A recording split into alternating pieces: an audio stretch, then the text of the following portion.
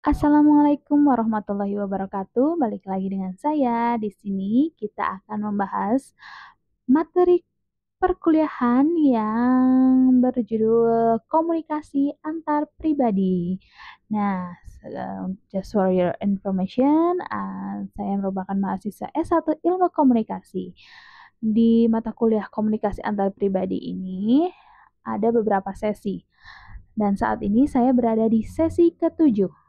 Oke, untuk sesi ketujuh sendiri membahas mengenai konflik dalam komunikasi antar pribadi. Nah, di sini akan dipaparkan, jangan lupa diisi absensinya ya guys, dan ditandai kalau sudah melaksanakan. Kemudian ada angket evaluasi tutor-tuton, jadi ini harus dikerjakan ya guys, karena kalau tidak mengerjakan ini tidak bisa mengerjakan tugas ketiga. Kemudian kalau sudah menjawabnya, silahkan di checklist. Kemudian lanjut ke materi inisiasinya. Jangan lupa diklik dan di-download.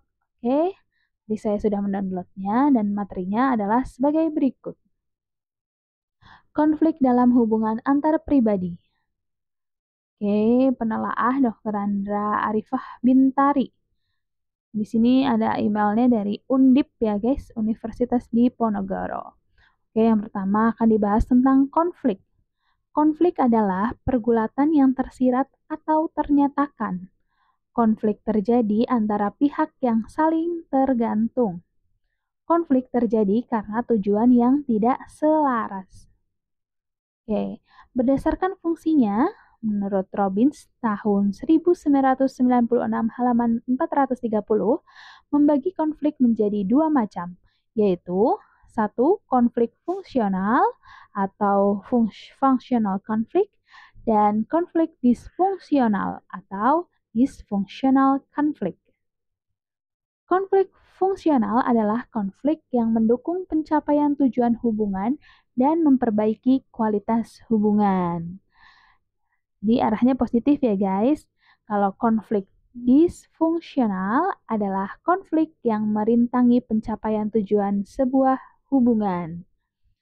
Menurut Robbins, batas yang menentukan apakah suatu konflik fungsional atau disfungsional sering tidak tegas atau kabur. Suatu konflik mungkin fungsional bagi suatu hubungan antar pribadi, tetapi tidak fungsional bagi jenis hubungan yang lain. Nah, jadi relatif ya guys. Kemudian berdasarkan fungsinya, Robbins 1996-430 membagi konflik menjadi dua macam. Oke, tadi sudah dijelaskan. Kemungkinan slide-nya ini double ya guys. Kemudian lanjut dari konflik kita ke mitos. Nah, mitosnya, konflik itu harus dihindari. Konflik merupakan tanda hubungan yang bermasalah. Konflik merusak hubungan interpersonal. Konsep win-loss atau menang kalah. Nah, konflik ini ada prinsipnya ya guys. Yang pertama, yaitu tidak terelakkan. Yang kedua, dapat terjadi dalam bentuk komunikasi. Yang ketiga, dapat memiliki dampak positif dan negatif. Yang keempat, dapat berfokus pada isi dan atau masalah hubungan.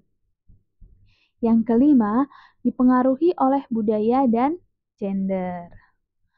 Kemudian, karakteristik dari konflik yaitu hal yang alami. Kemudian nomor 2 memiliki dimensi isi, relasional, dan prosedural. Yang ketiga, dapat terjadi secara langsung maupun tidak langsung. Yang keempat, dapat berbahaya. Yang kelima, dapat bermanfaat. Nah, respon dari konflik yaitu biasanya satu, respon meninggalkan. Kedua, respon mengabaikan. Yang ketiga, respon loyalitas. Yang keempat, respon bersuara. Terima kasih. Nah, itu tadi materi dari sesi ketujuh. Dari sesi ketujuh ini membahas tentang apa tadi? Konflik dalam komunikasi antar pribadi. Setelah kita membacanya, maka diklik ya guys. Jangan lupa ditandai sudah selesai. Mark as done. Oke. Nah, akan muncul centang hijau di situ. Kemudian kita ke diskusi. Oke. Untuk diskusi sesi 7 ini berupa apa ya?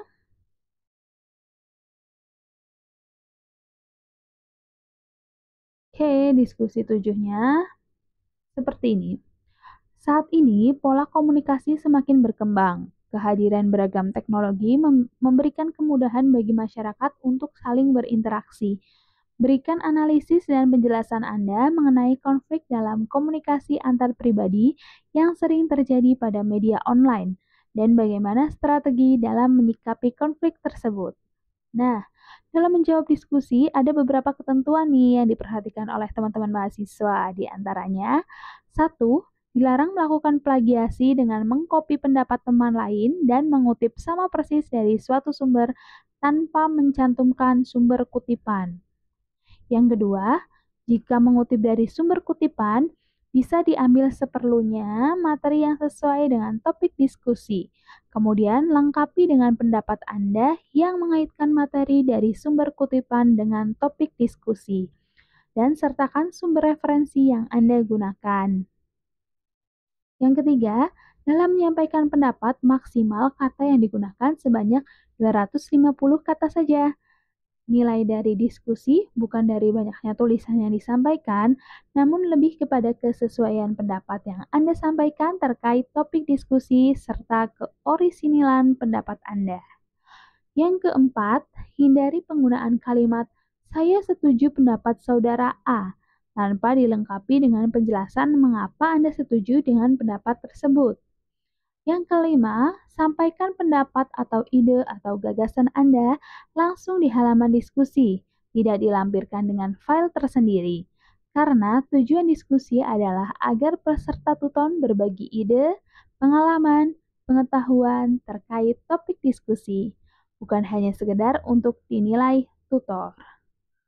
Selamat belajar dan tetap semangat! Nah, itu tadi soal untuk diskusi 7-nya ya guys. Sekarang kita lihat nih, gimana sih tugas untuk di sesi ke-7 ini, materi kuliah komunikasi antar pribadi. Ya, di sini paling bawah. Ya, di tugas ketiga ini ya. Klik.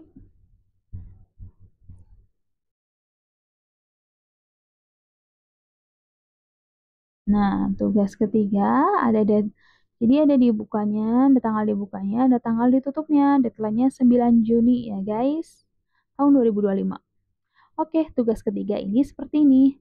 Pada komunikasi antar pribadi, terdapat konflik yang kerap muncul akibat berbagai faktor.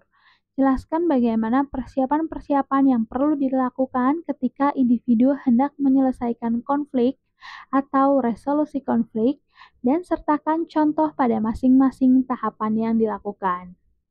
Teman-teman mahasiswa peserta tuton, dalam menjawab tugas, ada beberapa ketentuan yang harus kita sepakati bersama. 1. Dilarang melakukan plagiasi dengan mengcopy pendapat teman lain dan mengutip sama persis dari suatu sumber tanpa mencantumkan sumber kutipan.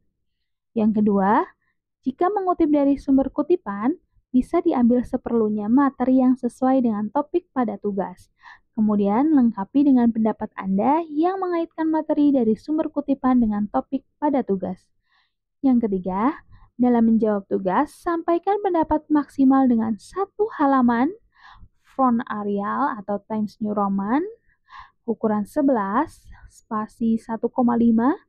Nilai dari tugas bukan dari banyaknya tulisan yang disampaikan, tetapi lebih kepada kesesuaian pendapat yang Anda sampaikan terkait pernyataan pada tugas yang disampaikan serta keorisinilan pendapat Anda. Yang keempat, Anda tidak perlu mengulang pertanyaan, sampaikan jawaban Anda langsung di halaman tugas. Selamat belajar dan tetap semangat! Salam tutor. Oke, itu tadi ya tugas ketiganya. Sekarang, untuk beberapa mata kuliah juga terdapat tes formatif, guys. Nah, tes formatif ini tidak mempengaruhi nilai mata kuliah Anda, hanya sebagai latihan. untuk tes formatif materi kuliah komunikasi antar pribadi, bisa di-scroll di sini ada di paling bawah. Oke, bisa diklik. Nah, di sini ada ya. Berikut ini merupakan mitos tentang konflik menurut De Vito. Iyalah. Nah, kalian jawabnya apa nih, guys? Mitosnya. Hmm. Nah, tadi sudah dibahas. Menurut saya semua benar. Yep. Oke, bisa langsung dicek. Oke, jawabannya benar. Lanjut. Nomor 2. Konflik merupakan hal yang wajar dan bagian yang alami dalam menjalin hubungan dengan orang lain. Hal ini termasuk ke dalam karakteristik konflik. Apa? Jawab. Menurut saya jawabannya A. Hal yang alami. Yeay, jawabannya benar lagi. Kemudian lanjut. Peraturan atau harapan yang dimiliki orang yang terlibat konflik mengenai bagaimana konflik tersebut ditangani disebut sebagai peraturan atau harapan. Hmm, karena peraturan mungkin prosedur ya. Coba kita cek. Yai, betul lagi. Alhamdulillah. Kemudian lanjut. Nomor 4. Respon yang cenderung menyangkal atau meminimalisir masalah, perselisihan ketegangan, dan hal lainnya yang dapat memperparah konflik merupakan jenis respon menyangkal. Neglect respon menyangkal. Ya, benar lagi. Alhamdulillah. Karena saya memilih karena neglect itu kan lebih ke nyangkal menurut saya artinya.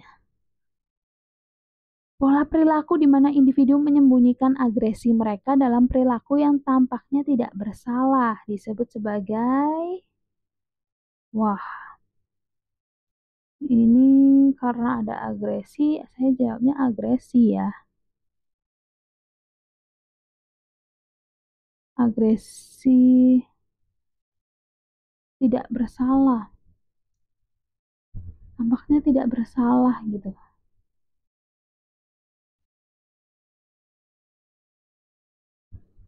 Coba. Ya, betul, agresi pasif. Nah, kenapa saya pilih apa agresi pasif? Karena di sini ada kata-kata di mana individu menyembunyikan. Berarti kan dia pasif gitu ya, menurut saya ya. Coba kita selesaikan.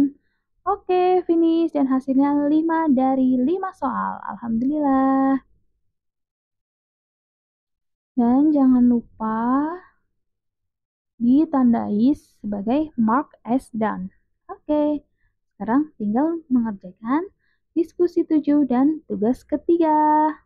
Selamat mengerjakan.